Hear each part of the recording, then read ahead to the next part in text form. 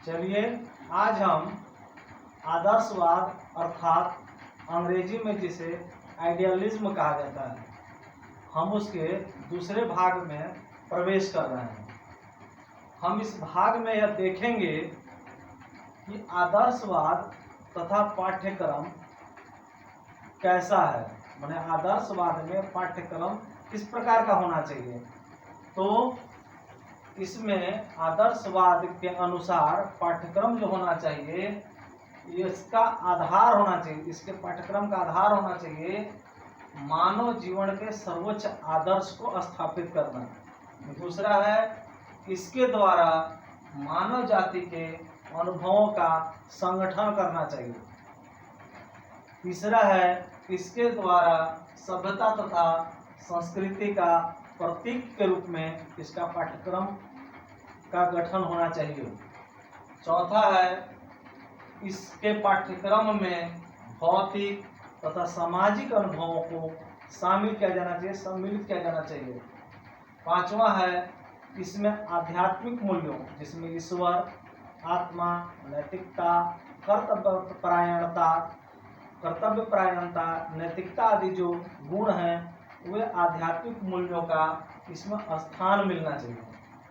छठा है इसमें उच्च आदर्शों को, विचारों को तथा अनुभवों को इसमें जगह मिलना चाहिए।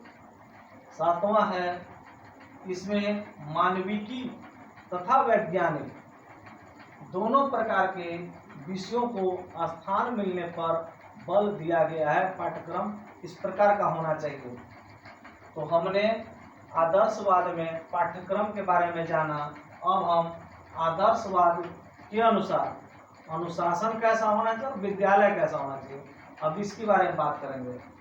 तो आदर्शवाद जो है वह अब विद्यालय के वातावरण के बारे में ऐसा उनका विचार है, वह सामाजिक और भौतिक दोनों रूपों में आदर्श होना चाहिए, जिसमें कि विद्यालय में सुविधा हो और सीमित स्वतंत्रता भी होनी चाहिए, लेकिन माली ऐसा हो जो बेढंगे तरीके से वह अपने बगीचे के पौधों को नहीं बढ़ने देता है तथा उस पर संयम रखते हुए संयत रह करके उसको सुधार करता है, उसको संभालता है। इस आदर्शवाद के अनुसार अनुशासन तो होना चाहिए, लेकिन वह अनुशासन प्रभावात्मक होना चाहिए, दंडात्मक नहीं। वह प्रभाव के द्वारा स्थापित किया जाए, न कि दमन के द्वारा। फ्रॉबेल महोदय ने इस संबंध में अपने विचार प्रस्तुत किए हैं। बालक की रुचि का ज्ञान और उसके साथ प्रेम और सहानुभूति प्रदर्शित कर उस पर नियंत्रण रखना ठीक है। यह फ्रॉबेल महोदय आदर्शवाद के महान समर्थक थे। चलिए अब हम चलते हैं आदर्शवाद में शिक्षण विधियां कैसा होना चाहिए। तो इसमें कोई भी एक निश्चित शिक्षण विधि किसी एक शिक्षाविद, आदर्शवाद के समर्थक शिक्षाविदों द्वारा स्वीकार नहीं किया गया है। चलिए हम देखते हैं सुकरात जो पाश्चात्य दर्शन के महान आदर्शवादी दार्शनिक थे, उन्होंने अपने शिक्षण विधि में संवाद तो स्थापित किया ही है, साथ साथ उन्होंने खोज विधि, वाद विवाद, तर्क वितर्क, चिंतन क्रिया उन्होंने महत्वपूर्ण स्थान दिया है, जिसमें वह प्रश्न उत्तर करते हुए संवाद स्थापित करते थे। वहीं पर सुकरात के शिष्य जो प्लेटो हुए, उन्होंने अपने व्याख्यान विधि को महत्वपूर्ण स्थान दिया, साथ में प्रश्नोत्तर विधि को स्थान दिया और खेल विधि का उन्होंने इसमें महत्वपूर्ण स्थान दिया। वहीं पर प्लेटो के शिष्य अरस्तु ने आगमन से निगमन विधि को उन्होंने जोर दिया है। स्थूल से सूक्ष्म की ओर इसका उन्होंने प्रयोग किया है।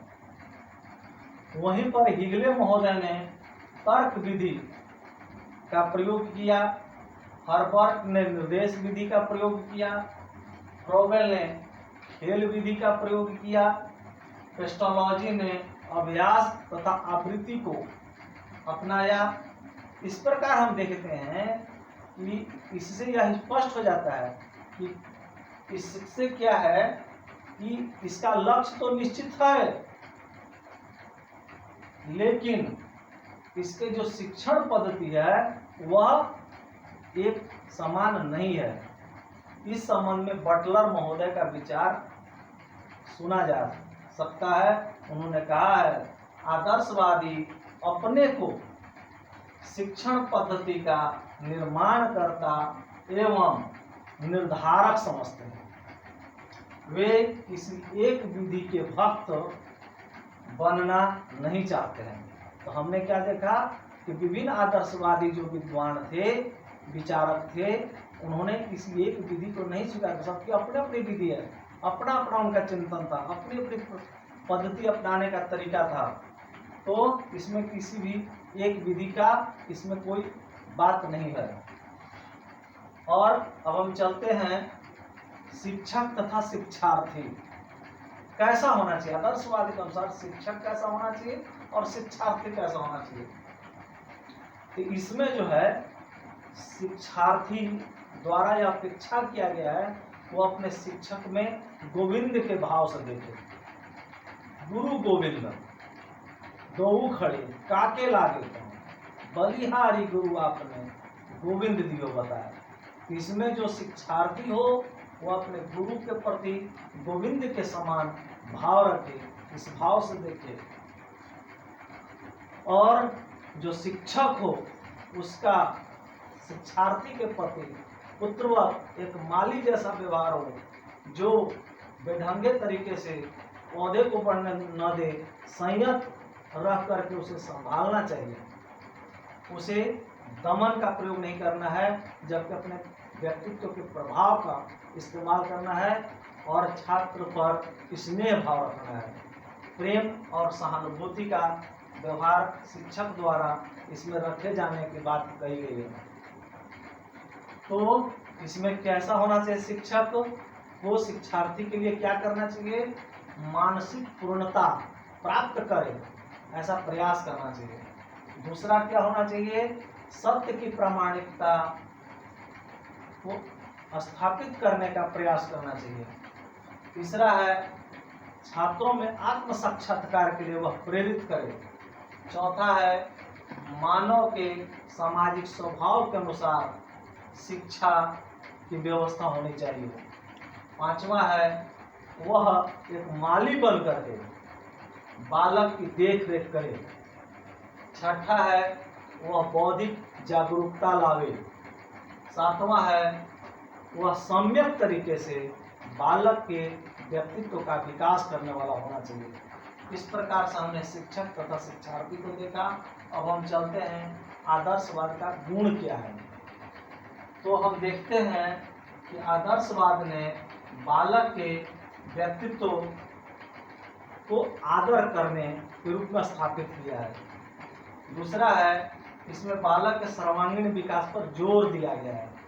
तीसरा है इसमें सत्यम शिवम सुंदरम की शिक्षा का आधार बनाने पर इसमें जोर दिया गया है।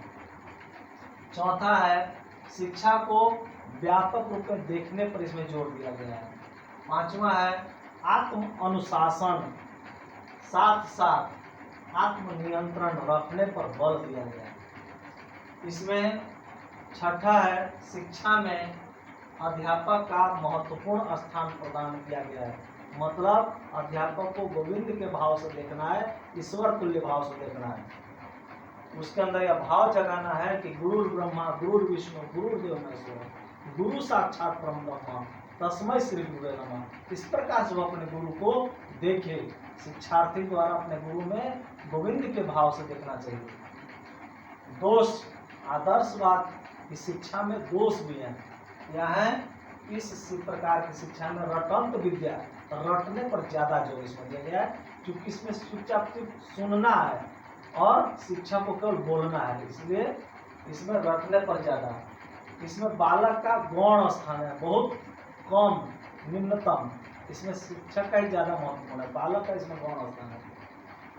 तीसरा है मनोवैज्ञानिक प्रारूप की उपेक्षा किया गया है। जो मनोवैज्ञानिक का शिक्षा के प्रति चिंतन है उसकी इसमें उपेक्षा है।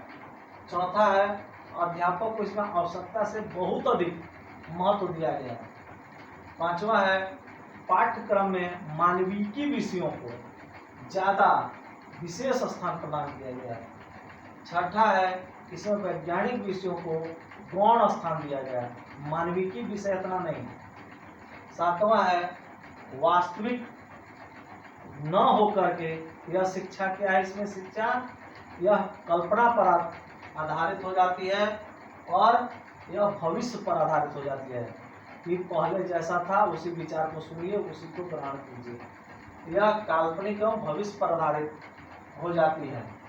अगला है आठवां मौखिक शिक्षण विधियों पर इसमें ज़्यादा जोर दिया गया है। तो हमने देखा, अब हम चलते हैं आदर्शवाद के विभिन्न रूप। तो पहले हम पाश्चात्य जो आदर्शवाद के रूप हैं उसको देखते हैं। तो आत्मनिष्ठ आदर्शवाद जो है, जिसके जन्मदाता, विचारक, प्रतिपादक आयरिश विद्वान बिशप बर्कले थे। इन्होंने पदार्थ के अस्तित्व को मन के कारण स्वीकार किया है। नैतिक आदर्शवाद, जिसके जन्मदाता प्लेटो थे, जिन्होंने सत्यम शिवम सुंदरम की प्राप्ति पर जोर दिया है। उसके बाद बहुलवाद है लाइबेनिज, जिसके प्रतिपादक थे, जिन्होंने प्रत्येक पदार्थ में चेतन बिंदु के होने को स्वीकार किया है। प्रपंचवाद जो आदर्शवाद है, प्रपंचवाद आदर्शवाद है, इसके जन्मदाता कांट महोदय हैं, जिन्होंने नैतिक जगत, जिन्होंने नैतिकता को महत्वपूर्ण स्थान दिया, भौतिक जगत को प्रपंच मात्र बताया है। इन्होंने अनुभव को, अंतःकरण को, कर्तव्य को, नैतिक मूल्यों को महत्वपूर्ण स्थान प्रदान किया है। निरपेक्ष आदर्शवाद, जिसके जन्मदाता फेक्टे तथा हिगले थे, इन्होंने मनस तथा पदार्थ को मूल तत्व के रूप में इन्होंने बात कहा है। अब हम भारतीय जो आदर्शवाद के रूप हैं उसके बारे में बात करते हैं।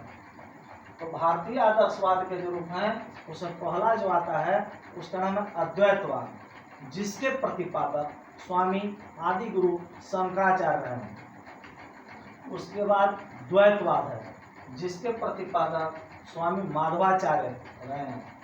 उसके बाद बहुलवाद या अनेकवाद आता है, जिसमें कि आत्मा, परमात्मा और प्रकृति, ये तीनों को बात इसमें किया गया है। तो हमने इस प्रकार से आदर्शवाद के विभिन्न प्रकार से समझने का प्रयास किया, हम इसके चिंतन को समझे। अब आदर्शवाद का शिक्षा पर क्या प्रभाव है इसके बारे में बात करते हैं। तो आदर्शवाद के कारण ही आज मानव समाज में नैतिकता को अपनाने पर जोर दिया गया। हमें कर्तव्य परायण होना चाहिए, हमें ईश्वर की भक्ति करनी चाहिए, हमें अपने आप को पता करना चाहिए, हुए मैं कौन हूँ। तो हम ईश्वर के प्रति चिंतन करें, अपने आप को जाने, नैतिक जीवन हमारा हो, कर्तव्य परायण हो।